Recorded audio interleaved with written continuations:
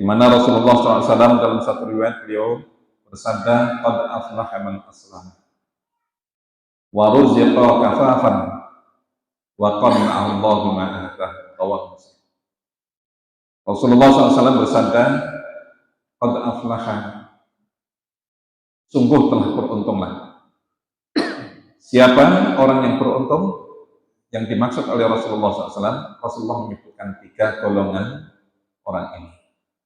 Yang pertama adalah man aslam, yakni orang yang Allah Subhanahu wa ta'ala karuniakan kepada mereka keislaman. Sungguh telah beruntunglah orang yang mereka menjadi Islam. Tentu Islam disebut oleh Rasulullah SAW sendirian, maka di sana tercantum juga keimanan. Binikmatil iman wal Islam. Hanya biasanya kita sering mendengar dalam muqaddimah para dai, para ustadz menyampaikan alhamdulillahilladzi an'amana bi ni'matil imani wal Islam.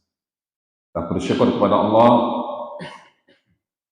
dengan nikmat iman dan nikmat Islam. Dan itulah keberuntungan yang dimaksud oleh Rasulullah SAW. Sungguh sangat beruntung orang-orang yang telah diberikan oleh Allah keimanan dan Islam. Dan yang kedua, Rasulullah SAW mengatakan wa ruziqa kafafan, dan beruntunglah orang-orang yang diberikan rezeki oleh Allah kafafan, cukup. Dan termasuk orang beruntung dalam versi Rasulullah SAW adalah orang yang diberikan oleh Allah rezeki yang cukup. Jadi Rasulullah SAW tidak menyebutkan dalam riwayat ini rezeki yang banyak, tidak, tapi kafafan, yang cukup. Cukup di sini adalah mencukupi kebutuhan. Jadi kadang-kadang kita ini sulit, atau orang ini rancu dalam membedakan di antara 2 hal ini, yakni adalah kebutuhan dan keinginan. Dan menjadi ukuran adalah orang yang diberikan oleh Allah kecukupan dalam kebutuhannya.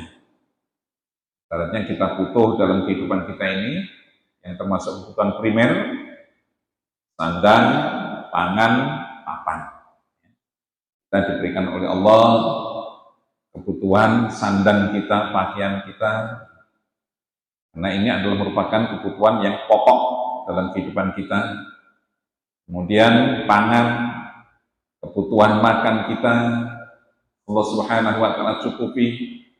Dan lebih dari itu adalah papan, adalah tempat tinggal. Itu adalah kebutuhan. Dan kemudian seiring dengan perkembangan zaman ada kebutuhan-kebutuhan lain. Boleh jadi seperti kendaraan, ini adalah merupakan kebutuhan. Bukan lagi apa? Keinginan dari kebutuhan. Dicukupi oleh Allah Subhanahu wa ta'ala. Dan ini kadang-kadang berbeda dengan keinginan.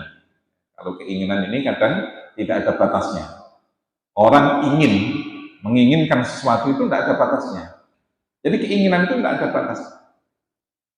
Makanya orang-orang yang mereka itu hanya menuruti keinginan. Mereka sudah mempunyai 2-3, tetapi masih kurang. Karena apa? Bukan karena kebutuhannya cuma 1. Tapi kalau keinginannya itu bisa lebih dari apa?